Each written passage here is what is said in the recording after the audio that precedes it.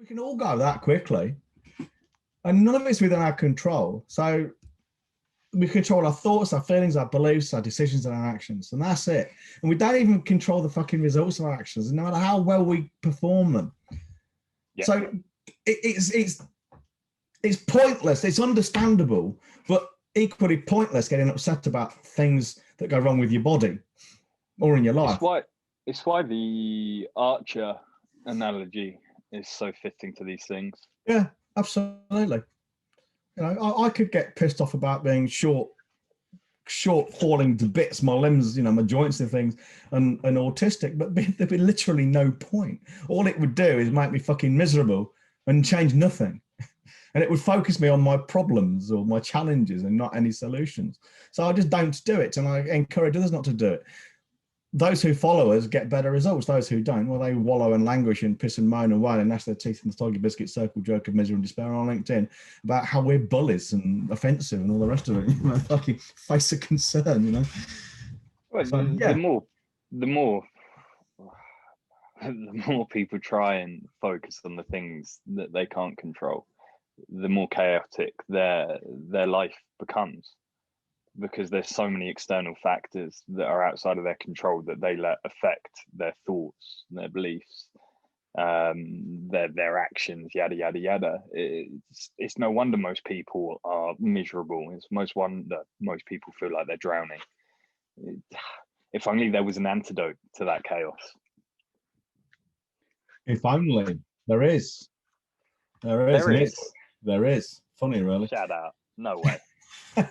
The antidote to chaos. I mean, I stole that phrase. I think it's a brilliant phrase from Jordan Peterson. He's a really good example of people getting all aerated about things they don't control. Whether you like him or not, I don't agree with everything he says. He's got some very strange views on religion for a start. But I went to see him in Edinburgh. He was really entertaining, very interesting.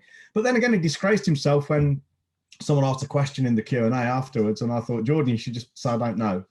It was a question of, I'm autistic. It wasn't from me, but someone else said, I'm an autistic man. And it was a question about how should I interpret the feeling of love?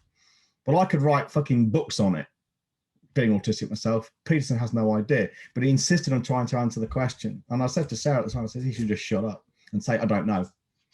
But anyway, that's a digression. People get so upset and offended by Jordan Peterson to the point they're almost rabid about it. How much easier would it be if they just said, I don't like the guy, but I can't control what he says and it doesn't affect me, so I'm just not going to bother with it. That's it. Entire fucking, it's like a mansion filled with rooms which have got stuff in you don't like. And all you do, you shut the door and just leave it. Don't have to go in there again. Yeah, I'm going to focus on my own little rooms. So the antidote to chaos, I stole the phrase, an antidote to chaos in your own business and life, is focus on those 5 things you control: thoughts, beliefs, decisions, actions, and feelings. Focus on controlling those and everything else will follow. It's as simple as that. It really is that simple. Not to say it's always easy, because, you know, somebody in your family dies. If you've not trained yourself to do this, you could be overcome with grief. But like I say, you can train yourself out of these things. You take these Stoic books and things, you read those. There are exercises where you go through the thought experiment of what would happen if one of my children died, and you kind of practice it in your mind.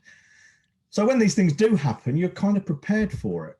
My son, he was locked out of his room at uni during a fire drill, and he was freezing cold, and he said, I actually enjoyed it because it gave me an opportunity to face a bit of adversity, you know, in a controlled situation. So it meant when I was in a situation where I didn't control it so well, I know what it's like to be outside without a coat on, kind of thing. But that's kind of what we do. Put ourselves in comfortable situations where it's controlled. It's a bit like train hard, fight easy. Mm-hmm. Practice these things, these thoughts, these attitudes when you don't have to. So when you do have to, it's second nature. After all, your airline pilots don't practice for fucking engine failure when the engine fails. They practice for engine failure in the simulator.